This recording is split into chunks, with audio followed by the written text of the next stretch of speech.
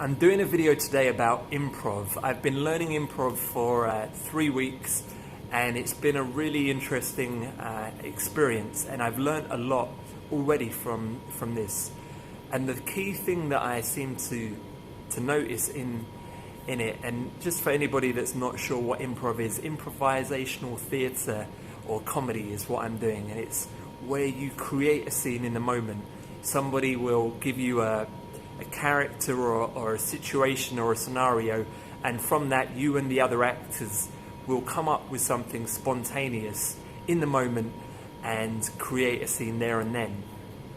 And it's very tempting when we do this kind of thing to bring in old ideas, things perhaps like you're going to go on stage and you're like, well, what if this, what if that, or why don't I try this idea, rather than just being totally present.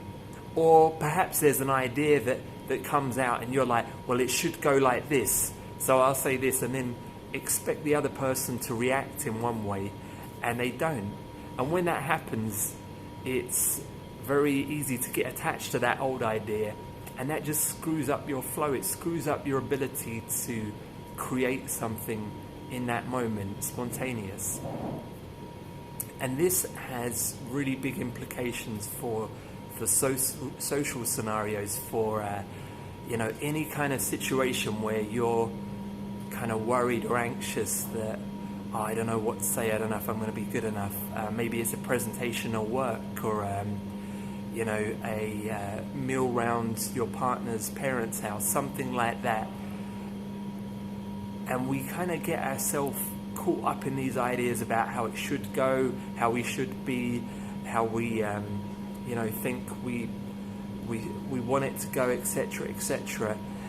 And it kind of gets in the way of coming up with new ideas, coming up with fresh thoughts and creativity. And anybody knows this, if they've ever been in any kind of social situation and they've run out of things to say, and they're in their head worrying about how they're being perceived rather than being present and in the moment. And so by doing something like improv, it's like building that muscle. It's like building that social muscle, because the brain, if you don't use certain parts of it, like physical muscles, they're not going to be as developed. The good news is, if you can relate to this, if you've been in that kind of scenario, there are probably other scenarios, other situations in your life where you are very present. It could be doing a particular sport that you love. It could be cooking. It could be doing the gardening. There is something that you do probably that is almost like a meditation, where you're just in the moment and all your troubles seem to just flow by. And this is kind of the experience I'm talking about. And if you've done it in one situation, the good news is it's transferable. And a lot of people don't realize this, because actually I have a friend of mine that is very accomplished in improv, and yet in social situations they're very nervous, they're not particularly confident. And it's quite ironic, because being good at improv means being able to be spontaneous, being able to be present and in the moment, almost like a dynamic meditation. And if that person, if my friend was to recognize they have that ability, because they've already got the muscle memory of it, they've already got the physical experience of having it, and bring that feel into it when they are in these social scenarios, they would actually do a lot better. They'd feel much better. They'd get out of their own way, and they wouldn't be grabbing for things to try and say, because just by being present, you'll get fresh ideas, you'll get content.